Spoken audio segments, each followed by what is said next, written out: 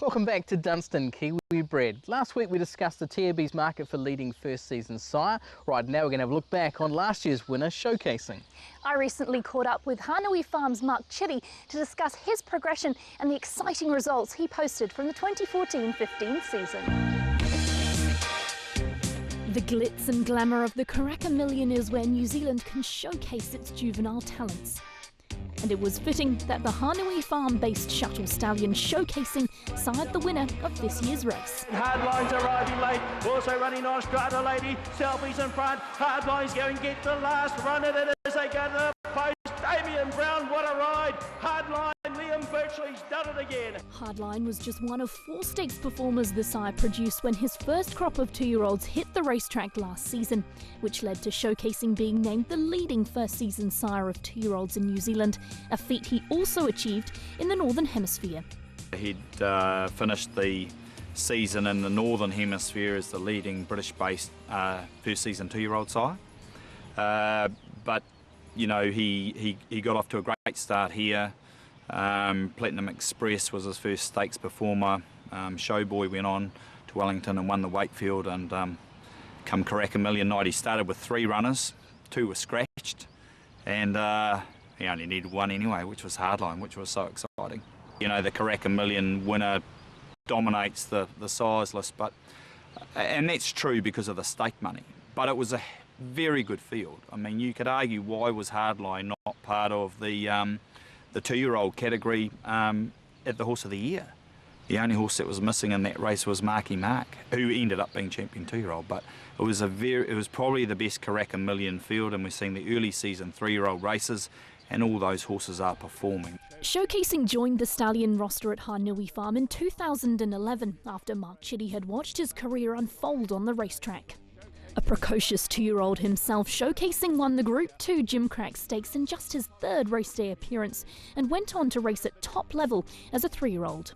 He won the Gimcrack as a 2-year-old, which is run in late July. It's a very much a time-honoured stallion-making race.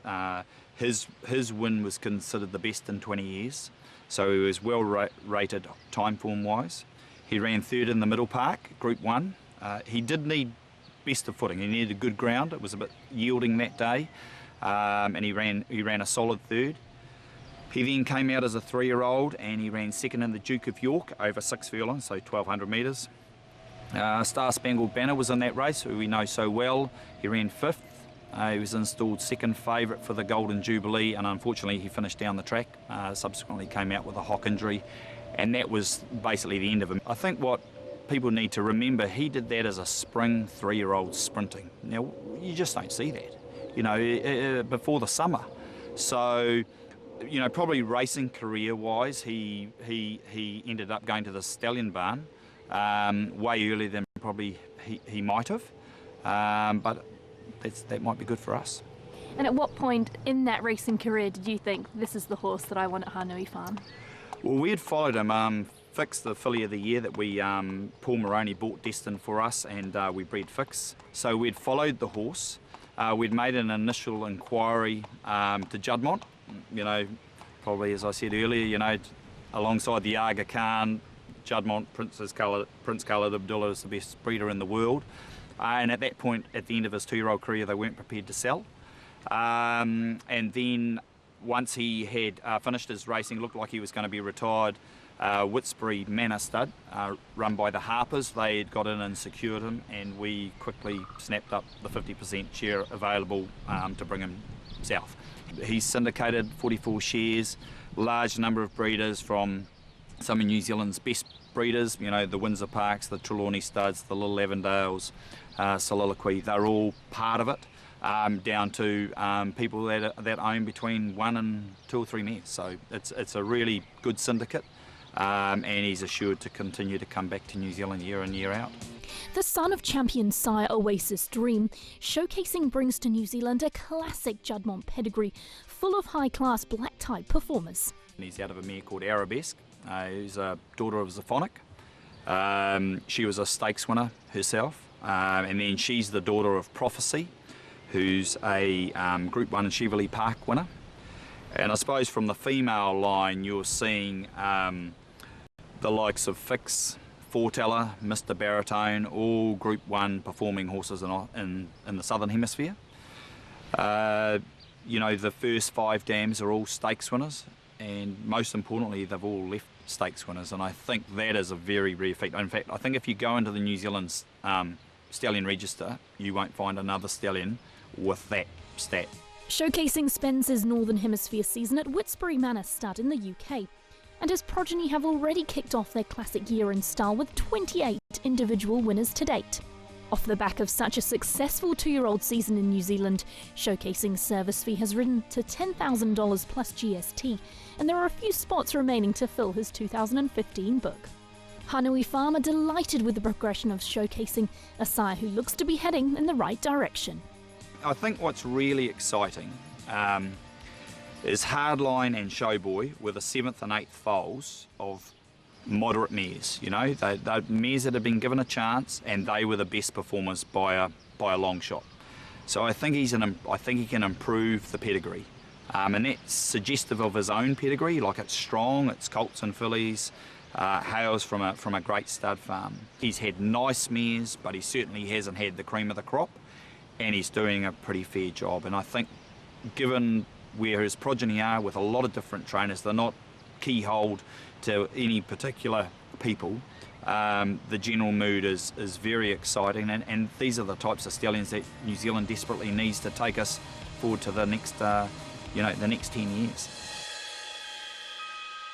Yes, Showcasing looks to have started the season off as he finished his last, with his 3-year-olds already kicking goals. Emily, it's a really encouraging start for the stallion.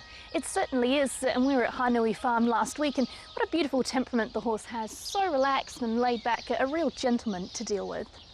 It's now time for our International Animal Health Products Pedigree of the Week, and it's the Chris Waller-trained Kermadec. Kermadec, one of Australia's best emerging galloping prospects, is helping to embellish the reputation of Cambridge's Hawkins family as breeders of real standing. Des and Janet Hawkins and sons Dean, Sean and Lee are the family behind Wentwood Grange and breed under their Lanhennock Trust banner, with Royal Ascot Group 1 winner Little Bridge the star prodigy so far. But that's not to say that Kermadec couldn't yet achieve top billing. His big race wins coming in the Group 1 Doncaster Handicap and the Group 1 George Main Stakes, both at Randwick. The Hawkins bred Kermadec out of Fuji Kasiki mare High Fuji, a Sydney-listed winner they bought for $46,000 at the Sydney Easter Broodmare sale, in foal to Teofilo. The Hawkins were breeding from High Fuji's half-sister, the Quarren, so knew the family well, but it was that mating that sealed the deal on them buying the mare. Kermadec was the resulting foal, and put through the Wentwood Grange draft at the 2013 Karaka yearling sales, he sold for $260,000, knocked down to Auckland bloodstock agent Guy Mulcaster on behalf of Queenslander Neville Morgan. A high-class galloper, Kermadec has obvious stallion potential. Hailing from the Northern Dancer Sadler's Wells Galileo sire line, and with a formidable female family which boasts the presence of such important stallions as Sunday Silence and Be My Guest, a son of Northern Dancer, which provides a 4x5 sex-balanced line breeding cross to that stallion. Kermadec's Grand Dam Hysterical was a listed winner of the Emancipation Stakes, while the family also boasts Group 3 winner and Group 1 performer Triple Elegance. High Fuji has since produced filly foals by Medaglia Doro and Rip Van Winkle, and is due to foal to Ocean Park later this month. She'll be mated with an Australian stallion this spring. This week's Pedigree of the Week is proudly brought to you by International Animal Health Products. Well, that brings a close to another show. Next week, I spend some time with racing and breeding enthusiast John Bromley and check out the progression of the Oak Stud-based sires Darcy Brahma and Rock de Cams. I look forward to your company then.